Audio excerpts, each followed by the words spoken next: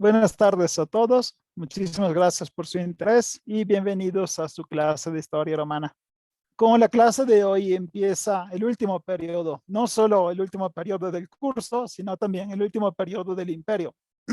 Van a ver cómo muchas cosas van a cambiar durante esta clase. Y es que el periodo que empezamos a contar es un periodo de crisis, de enormes transformaciones y en el que el Imperio Romano tiene mucha dificultad para sobrevivir, pero es un periodo que también lo ve todavía flexible, en alguna forma logra avanzar, y es el periodo que se llama como de los severos. Los severos es una pequeña dinastía, son pocos emperadores, como todas las dinastías romanas. Se acordarán que los romanos nunca pasan de las segunda, tercera generación, ¿no? Y se llama El mundo que envejece. Es un título bastante triste por una clase, ¿no? El hecho es que tanto a nivel de producción intelectual como a nivel militar, económico, realmente parece que el Imperio Romano ya no tiene la fuerza y la capacidad que tenía antes. El título que ustedes acaban de leer se debe a una obra literaria. En el tercer siglo después de Cristo, se traduce en latín desde su idioma original, que era el griego, un diálogo que tiene por protagonista Hermes Trismegisto. Y ustedes dirán, pues, ¿quién es? Nunca he oído hablar de él, ¿no? Hermes se conoce como el dios Mercurio, es el dios griego del comercio, del dinero, también el dios Gandaya, pero en este periodo que se llama tardo antiguo, porque ya estamos en la fase final de la época antigua, el dios Hermes tiene una evolución única y se transforma en un dios completamente diferente. Es un dios que busca el conocimiento, es un dios que intenta saber todo lo que se puede. Y por esto se asocia con el dios egipcio Tot, que es el dios Ibis, el dios pájaro, que era el dios de los escribas. Entonces, este Hermes Trismegisto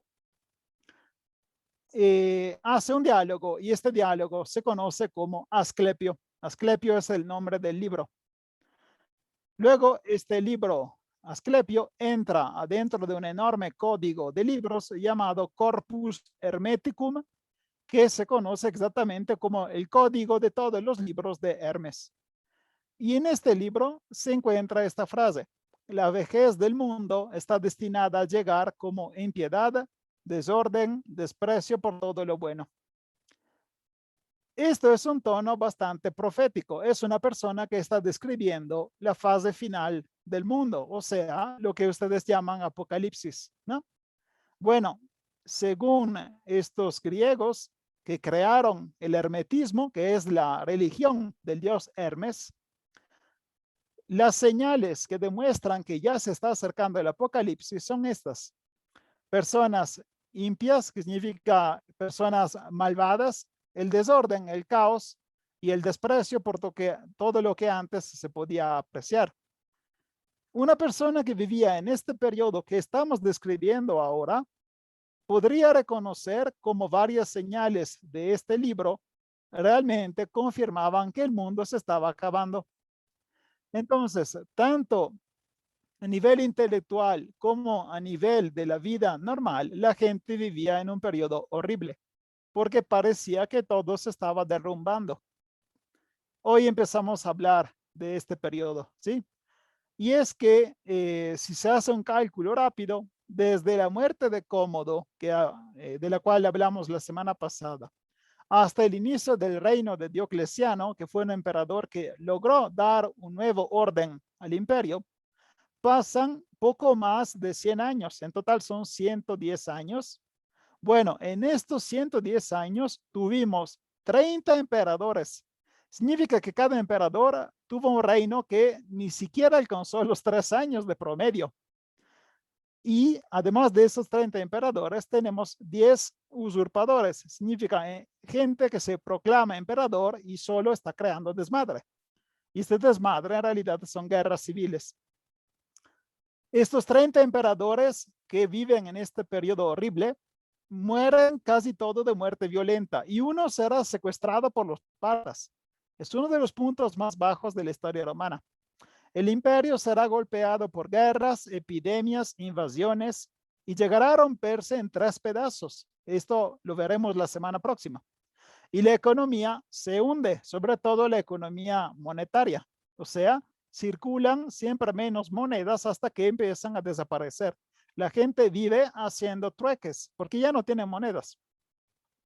También la religión empieza a tener una crisis porque el cristianismo, la nueva religión oriental, empieza a desarrollarse demasiado y entonces los emperadores se defienden atacando a los cristianos.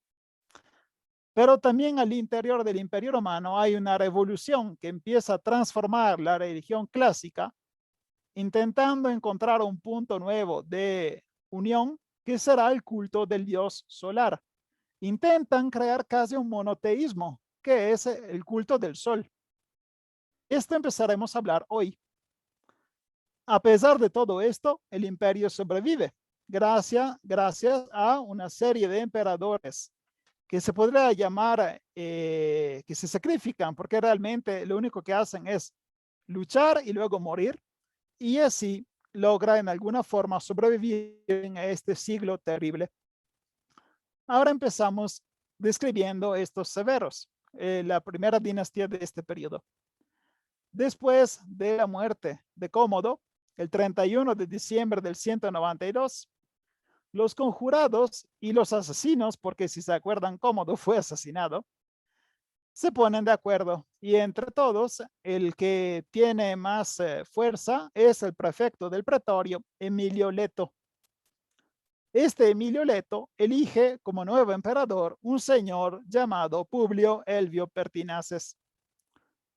Digo señor porque es un senador de 66 años, es maduro, ¿sí? O sea, no es un niño, entonces se supone que conoce la política. Y este senador lo primero que hace es intentar resolver los problemas del imperio y en particular uno que es el peor de todos, que es el carácter de indisciplina de los pretorianos. Ya Ormay, ya a este punto lo saben, los pretorianos son peligrosos. Se supone que son los que defienden y acompañan al emperador, en realidad son los primeros asesinos.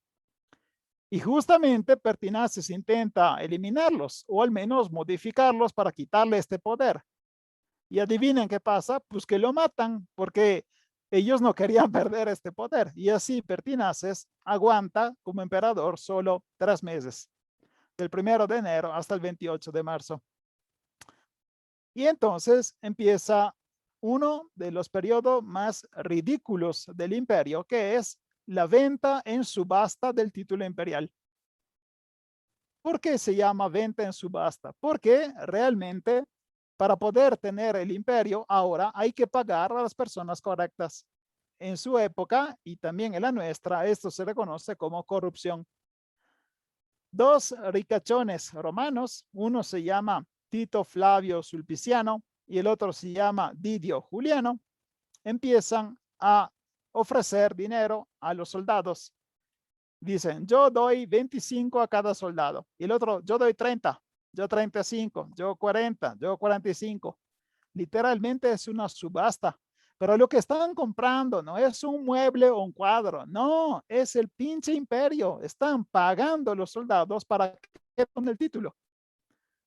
Gana Didio Juliano. Didio Juliano ofrece una cantidad espantosa de dinero, 25,000 sestercios por cada soldado, y así lo eligen como nuevo emperador. Ese es uno de los puntos más bajos que demuestra que realmente el Imperio Romano nunca tuvo la manera correcta de definir quién es el emperador, porque llegamos a este punto en que es suficiente pagar mucho para quedarse con el título. O sea, realmente es un problema grave, ¿entienden? Este senador entonces se queda con el título imperial, pero pueden verlo muy bien con estas fechas. Él se queda en el poder otra vez solo 3 meses, de marzo hasta junio. ¿Por qué?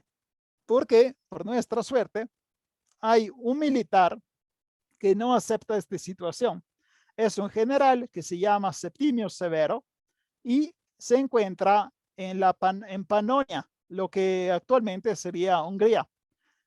Él se proclama como legítimo emperador y los ejércitos lo ven, y así con sus tropas invaden Italia y logra quedarse con el poder. Entonces, Didio Juliano prácticamente es dado por un general que lo sustituye. Ahora tenemos un nuevo emperador, ¿no? Pues no, porque justo a cuando Septimio Severo se declara nuevo emperador, otros dos güeyes se levantan y dicen, no, nosotros somos los emperadores.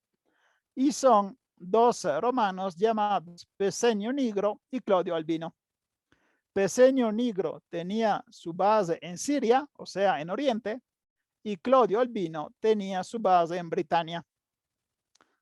Entonces, los primeros años de reino de Septimio Severo son una guerra civil, en donde los soldados de Roma tienen que eliminar los soldados romanos que estaban en Siria y en Britania. Esta obra de pacificación, que en realidad es una obra de guerra civil, termina en el 197. Esto significa que a partir del 197, Septimio Severo se queda como emperador único y finalmente puede donar un periodo de tranquilidad al imperio. Entonces, empieza el gobierno de Septimio Severo, que es el primero de la dinastía de los Severos. El rey de los partas, que se llama Vologese V, invade los territorios romanos, aprovechándose de esta gran crisis que estaba sufriendo Roma. Y así, Septimio tiene que llegar hasta Oriente y luchar para defender la frontera oriental. La defensa es tan buena que no solo logra vencer en la batalla los partas, sino que empieza a conquistar el territorio. Invade el territorio de los partas y por tercera vez los romanos logran conquistar la capital parta, que es Ctesifonte. Entonces, la capital es destruida y así puede conquistar una pequeña parte de su territorio. La parte que conquista Septimio Severo la pueden ver aquí en color rosa gris, ¿ok? Es una parte pequeña, pero es suficiente para que el imperio le dé el título de Particus Maximus. Es un título claramente de gloria para demostrar que venció en la guerra. Celebra el triunfo en Roma y hace construir un arco que se puede aún ver en el foro romano. Lo que están viendo actualmente es el arco de Septimio Severo, que se terminó la construcción en el 203 después de Cristo. Así, cuando irán a Roma la siguiente vez, pasan enfrente del arco y dicen, ah, sí, Denis me contó que esto fue cuando Septimio Severo le hizo la guerra a los partas. ¿De acuerdo? Más tarde, acompañado por los hijos Caracalla y Geta, se mueve en Britania en el 208 para intentar parar los ataques de los pueblos caledones y meates. Estos dos pueblos son gente que vivía en la actual Escocia. Durante la campaña en Inglaterra, Septimio Severo se enferma y muere en la actual ciudad de York, en Gran Bretaña. Entonces, es un emperador que desde el punto de vista militar ganó en el oriente y intentó defender el norte, pero parece que no hizo mucho. En realidad, lo que él eligió hacer con el poder es el inicio de la transformación que sufrirá el Imperio Romano. Septimio inicia una nueva forma de gobierno. Hasta ahora nosotros hablamos de los emperadores siempre utilizando la palabra príncipe. Y esto es porque la palabra que ellos elegían para definir al emperador era princeps, que es la manera antigua de decir príncipe. El princeps o princeps, depende de cómo lo pronuncian, es una persona que es superior a los demás romanos, pero necesita el acuerdo continuo con el Senado, necesita siempre ver quién tiene el poder y relacionarse con todos en una manera bastante equilibrada. O sea, el príncipe no es un rey absoluto, no tiene todo el poder. En cambio, Septimio Severo decide cambiar su nombre y quiere que la gente lo llame Dominus ac Deus, que significa nada menos que Señor y Dios. Se dan cuenta que es un cambio completo, porque antes tenía un título bastante modesto, que era príncipe, que es como decir, soy uno de los mejores, pero los necesito a ustedes. Y ahora dice, yo soy el Señor y el Dios de todos, y ustedes no son nada. Esta transformación es lo que transforma el Imperio Romano en un dominio casi oriental. Los griegos y los emperadores orientales estaban acostumbrados a hablar de rey llamándolo Dios. Y de hecho, esta nueva forma de gobierno se llama dominato. Entonces pasamos del principato, que era el gobierno del príncipe, al dominato, que es el gobierno del señor. Señor en el sentido de dueño, el dueño de todo. ¿Ok? Otra cosa que hizo Septimio fue una enorme reforma del ejército. Y esto sí cambió la cara de Roma. Esta reforma ve primero la creación de 3 nuevas legiones, que lleva al total de 33 legiones de Roma. Total de los soldados, 442,000 personas. Medio millón de soldados es un número espantoso, considerando cuánta población había, porque en esa época había solo 70 millones de habitantes en todo el imperio. ¿Ok? Y estos 442,000 soldados tenían que defender una enorme frontera de 9,000 kilómetros. Estos también empiezan a construir una defensa más cercana a la capital. ¿Por qué? Porque hasta el momento los soldados defendían la frontera, ¿no?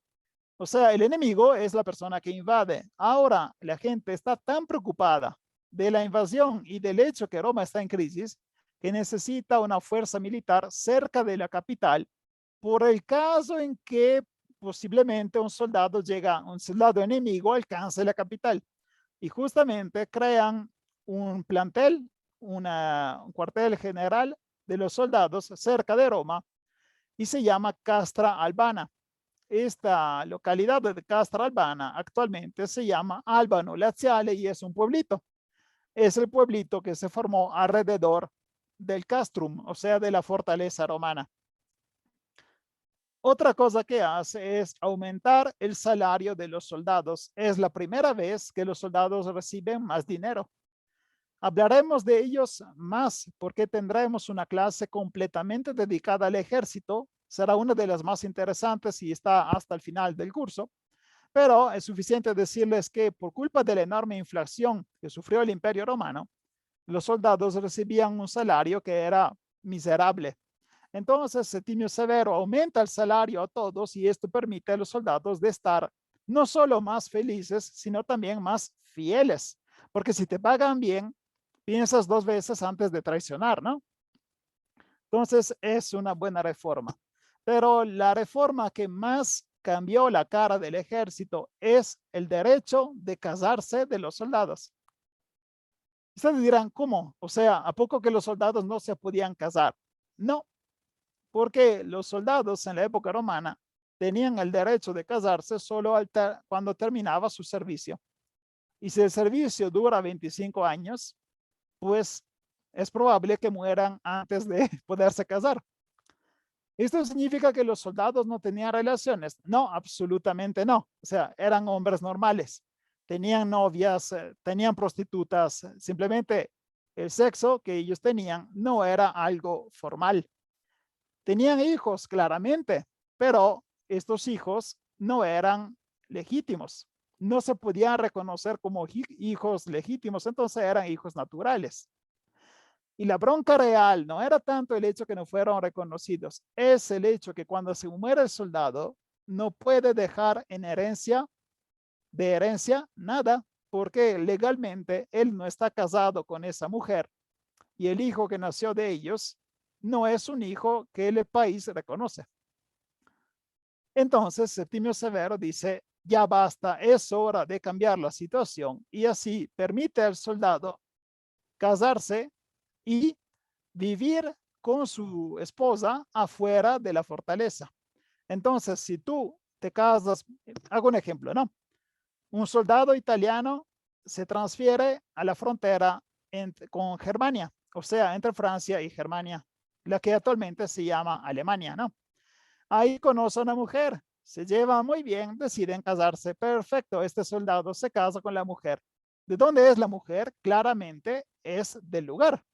¿Es una mujer de los galos o es una mujer germana? ¿No?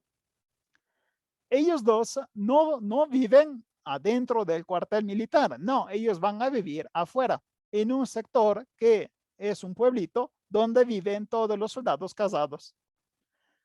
Esto no es solo algo más cómodo para la vida del soldado, porque ahora el soldado tiene una vida familiar. Cuando termina su ejercicio, su preparación militar, se regresa a su casa y vive con su esposa y sus hijos. Sino que tiene una consecuencia más fuerte, que es la regionalización de las legiones. Los romanos veían la legión como un cuerpo militar muy flexible. Hoy estoy aquí, mañana puedo estar en Siria, pasado mañana me mandan en Egipto y en una semana me mandan en España. Pero cuando la gente empieza a casarse con gente del lugar, la legión ya no se mueve. ¿Por qué? Porque ahí está tu familia. Si tú vives ahí, ya no te pueden mandar a otro lugar. Un soldado que se casó en lo que actualmente es Francia, ni madres que lo mandan en Siria, ¿no? ¿Por qué? Porque su familia está en Francia. Y así las legiones romanas empiezan a transformarse en regiones locales. Entonces el soldado no dice yo lucho por Roma o yo lucho para defender mi imperio. No, decía yo lucho para defender mi familia o yo lucho para defender mi tierra, porque ellos también empezaban a tener tierra que al momento de alcanzar la pensión era suya de propiedad. Entonces se volvían granjeros locales. Esta reforma realmente cambia la cara del ejército. El ejército que hasta el momento era flexible y que era un ejército imperial en el sentido de que no estaba conectada a ninguna provincia, se transforma en un ejército que es muy, pero muy local. Cada legión en su casa, ¿de acuerdo? Y esto se debe a Septimio Severo. Para poder pagar esta reforma, tanto el aumento del salario como el derecho de casarse de los soldados, decide hacer a la mitad el metal que estaba en cada moneda. O sea, las monedas se siguen produciendo, pero usa la mitad de lo que era antes de metal. La mitad de plata, la mitad de oro, la mitad de bronce. Claramente va poniendo otros metales más baratos para que la moneda siga pareciendo igual. Esto que causa una espantosa inflación, porque los romanos no conocían nada de economía y dicen, bueno, si creo una moneda con menos metal, bueno, ya resolví el problema. No, no, porque la moneda necesita estar en correspondencia con el valor real de lo que la moneda representa, ¿no? Si tú haces la mitad, pues adivina, vale la mitad. Pero nosotros lo sabemos porque conocemos la economía, ellos no. Entonces, esta enorme reforma creó problemas económicos. Según Septimio Severo, los dos hijos que tenían que gobernar juntos, exactamente como hicieron Marco Aurelio y Lucio. ¿Se acuerdan, no? Que Marco Aurelio y Lucio Vero gobernaron juntos el imperio. Solo que uno de los dos hijos no pensaba que fuera la mejor idea. Y este hijo se llamaba Caracalla, aunque el nombre real es Marco Aurelio Severo Antonino Pío Augusto. Un nombre enorme, ¿no? Bueno, esto Marco Aurelio Severo Antonino Pío Augusto se conoce solo como Caracalla. Caracalla tenía que gobernar junto a su hermano que se llama Geta, pero una de las primeras cosas que hizo fue asesinarlo. Geta no solo fue asesinado por su hermano mayor, sino que tal vez espantado o con pena de lo que había hecho, Caracalla decidió cancelar su hermano de la memoria histórica. cada estatua que tenía Geta fue destruida, cada imagen de Geta fue rascada y el nombre de Geta fue eliminado de cada piedra. Un ejemplo de esta eliminación es lo que se llama Arco degli Argentari. Es un monumento que se encuentra en el Foro Boario en Roma. Y pueden ver aquí la eliminación de Geta. Esta era la madre. Aquí pueden ver Caracalla, pero pueden ver que aquí a la derecha está una mancha blanca, ¿no? En esta mancha blanca estaba su hermano. Entonces, no solo quiso matarlo, sino que lo eliminó de cualquier estatua. Esto les da una idea del peso de lo que significaba matar a un hermano. O sea, un emperador que empieza su gobierno matando al hermano empieza horriblemente y todos lo sabemos, ¿no? Pero él intentó eliminar este pecado original eliminando la memoria del hermano. Y casi lo logra, porque realmente de Geta no tenemos casi nada, solo sabemos que existió. ¿Ok? Entonces, él elimina a su hermano, pero luego para poder evitar el conflicto con el Senado y la opinión pública, deja la capital y empieza a dedicarse a empresas militares.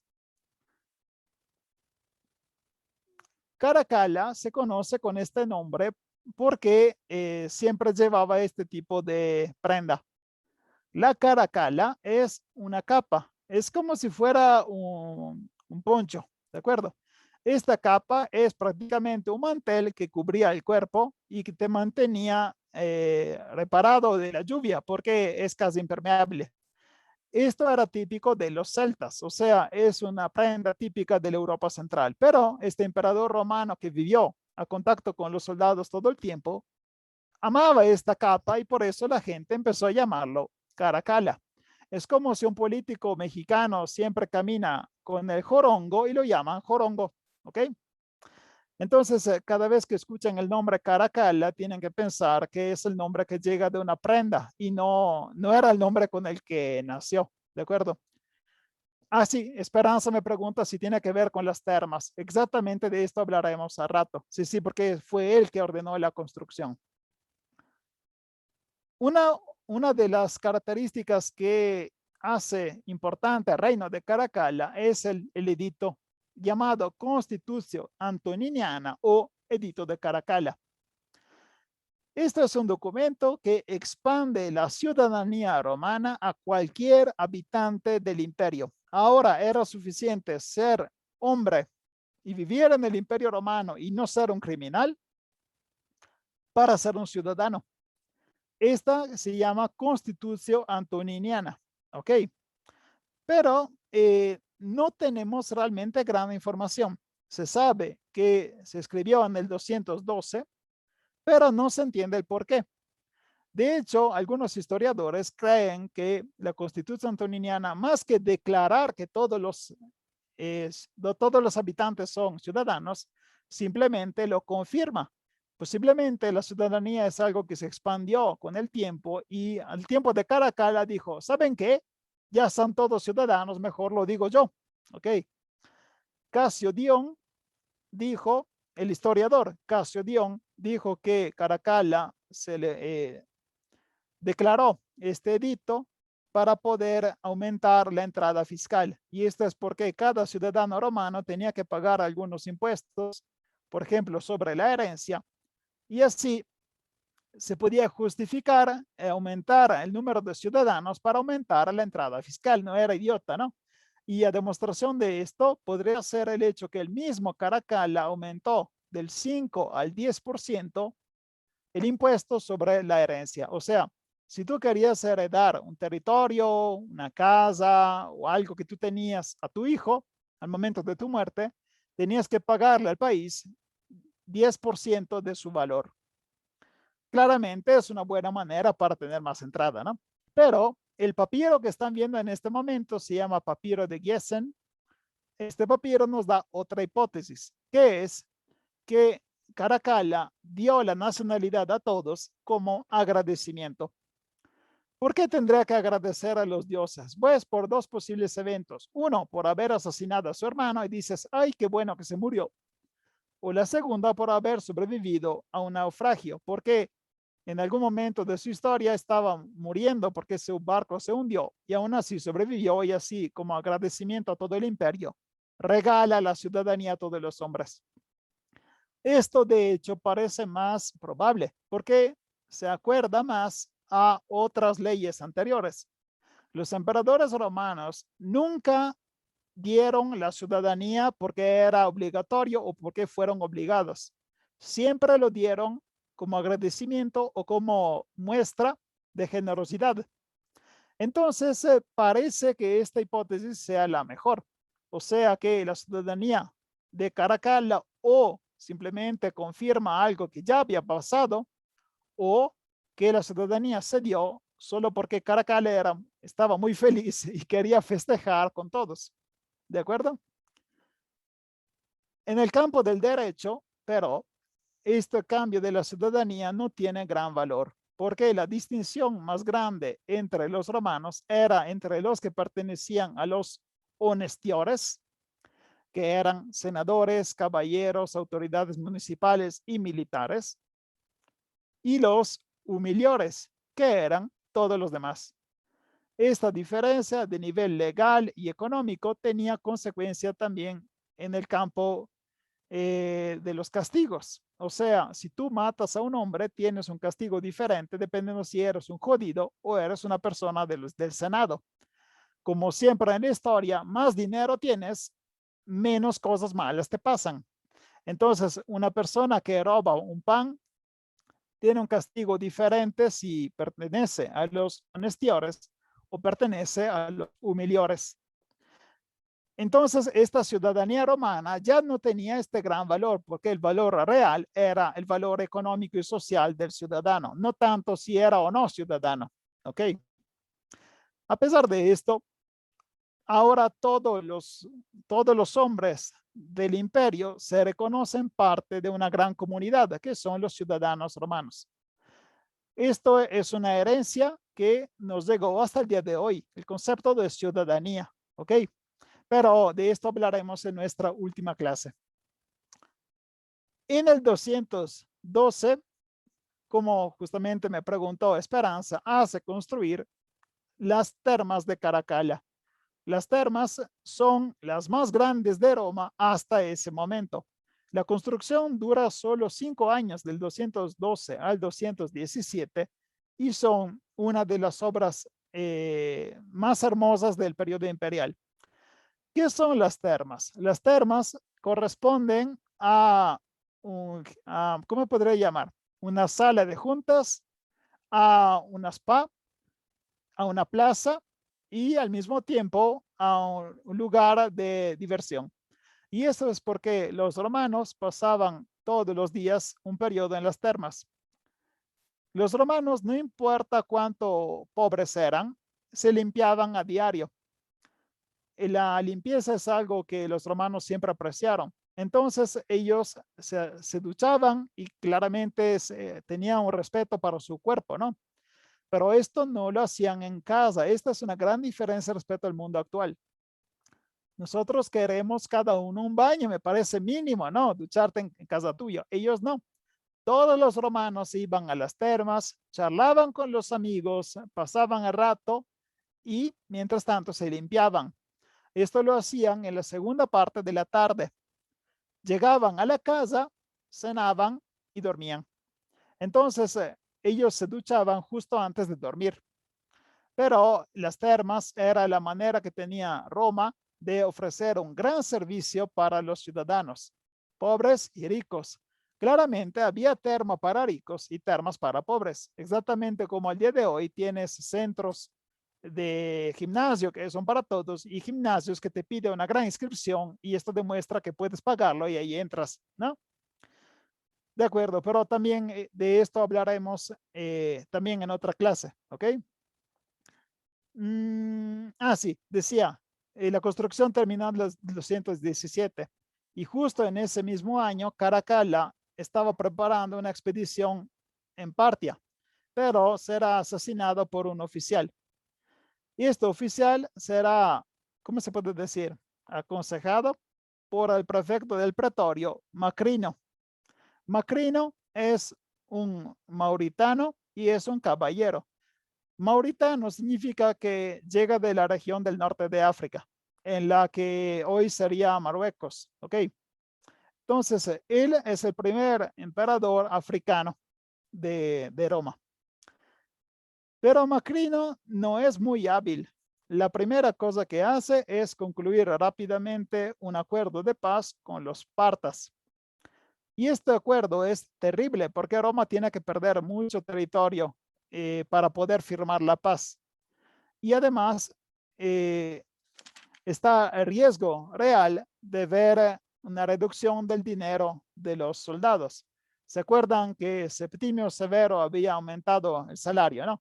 Ahora los soldados tenían miedo de perder lo que acababa de conquistar. Y esto provoca una revuelta. Pueden notar aquí que Macrino duró en el gobierno pocos meses.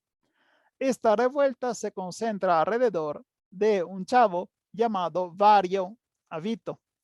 Este Vario Avito era nieto de la esposa de Septimio Severo, pero el rumor era que Vario Avito era un hijo natural y legítimo de Caracalla.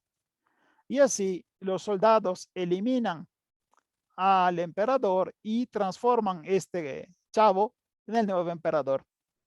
De Vario Avito, mejor conocido como el emperador Heliogábalo, hablaremos la próxima semana. Pero antes de despedirnos, quisiera agradecer personalmente a Israel por haber patrocinado mi trabajo de edición pagándome unos cafés con Buy Me a Coffee. Israel es una persona, no es el gobierno, obviamente.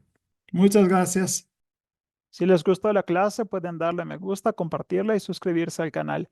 Los enlaces de Spotify están disponibles en la página del canal de YouTube y si quieren apoyarme también pueden encontrar el enlace de Buy Me a Coffee en el que pueden comprar café o una clase sobre el imperio sirio que es para los patrocinadores. Muchas gracias, hasta luego.